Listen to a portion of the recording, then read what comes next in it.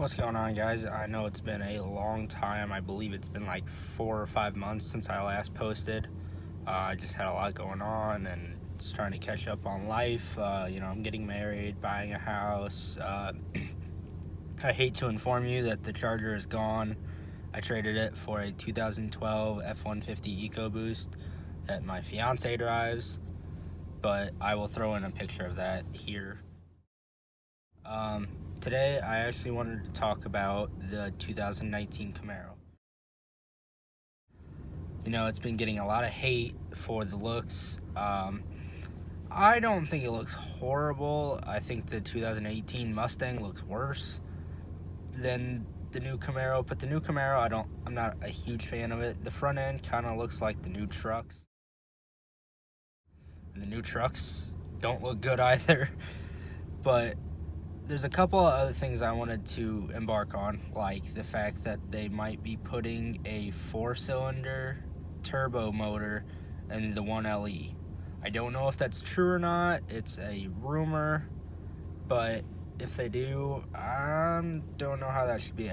When I think 1LE, I think track focused car, not the Z28, right under the Z28. So a track focused daily driver, or something of that nature, a street-driven track car.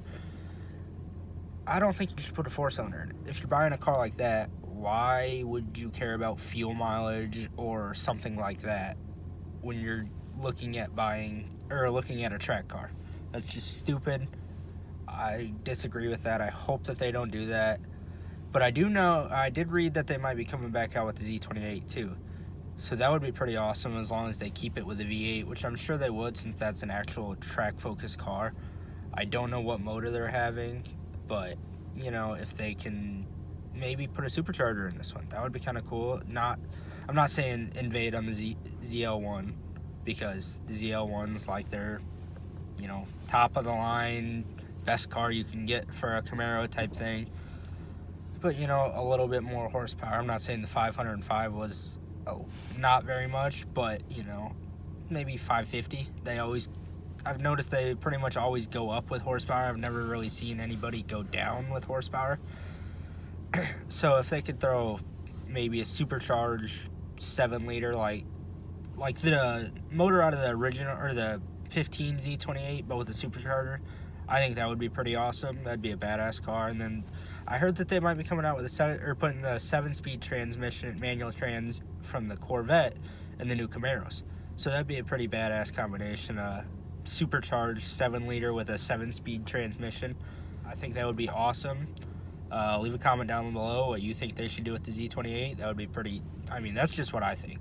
And the new ZL1 is supposed to still have the same motor, the 6.2 LSA motor, with the optional 10-speed automatic or 7-speed manual, which I think is kind of cool. They're going with a 7-speed manual. You got longer top end, better cruising RPMs and such. So I think that's a good idea that they're going with that. Another thing that happened recently, I know this is a little off topic of the new Camaro, but I actually got a new job. I am no longer working at the tile factory I was working at before. I work for a used car dealership as a mechanic now, so that's pretty cool. I'm learning a lot more. I'm actually getting a lot more hours, so hopefully I can get a new car soon and start making more racing videos and stuff like that, because I really want to do autocross this year, but I have 2 trucks, so can't really autocross a truck. You can, but you ain't gonna do any well, or you're not gonna do very well.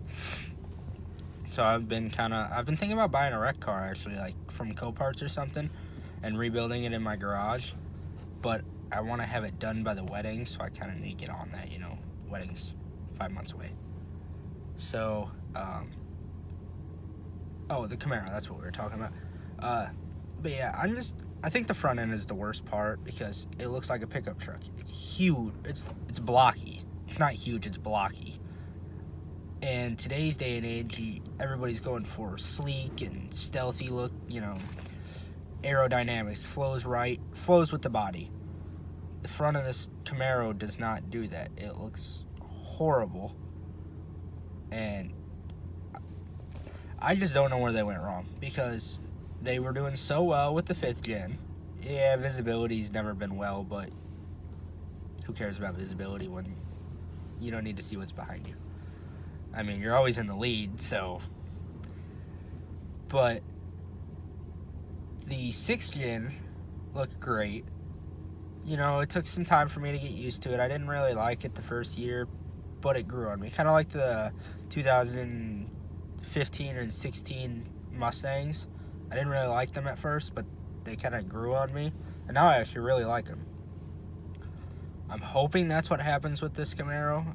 Maybe it's just everybody, including myself, doesn't like it now, but it'll grow on us once people start, you know, throwing it on coilovers and putting new rims on it, maybe some front air dam lip or spoiler, something like that, just kind of throwing their own touches into it. So maybe it will end up being a nice car, just everybody has to get used to it. I don't know. I guess we'll just have to find out. But a couple of things coming up for the channel is, as I said, I want to get a new car for racing. I've been looking at a couple of Porsche Caymans, a few BMWs, Camaros, Mustangs, stuff like that. But I really want to get a wrecked one so I can build it. I think it'd be a lot more fun, and I would have a lot more attachment to the vehicle if I tore the vehicle apart and rebuilt it on my own. Plus, it would be a great learning experience, and I could get it at a better price than $20,000, $30,000, because I'm trying to go lower on this car than what we spent on our truck. We spent $26,000 on the truck, so I have a pretty decent truck payment. Plus, I'm paying for the car that I get, so that's why I'm thinking about getting a wrecked one, just rebuilding it. I don't care that it has a rebuilt title, because I'll be doing the work on it. So that's what most people are worried about when they buy a rebuilt title. They're like, oh, I don't really know how the work was done. And everybody tells their kids and stuff like that, don't ever buy a rebuilt title. So that gets in their brain. And then that's why it's so hard to sell rebuilt cars, because you have people who rig it up and take shortcuts, and it messes the car up, so you don't have a reliable vehicle or a safe vehicle.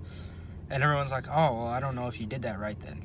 So people get messed up or think that everything's wrong with it, and you could have a perfectly good vehicle.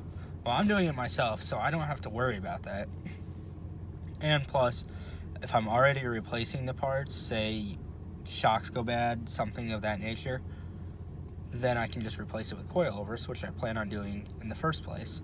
Or if it's got a bent rim, putting new rims and tires on it, which is something I would want to do too. So it's just, I think it's a smarter decision for me to do that. I'm just worried about, am I going to have it done in time for the wedding? Because that's what I want to take to the wedding, is my race car.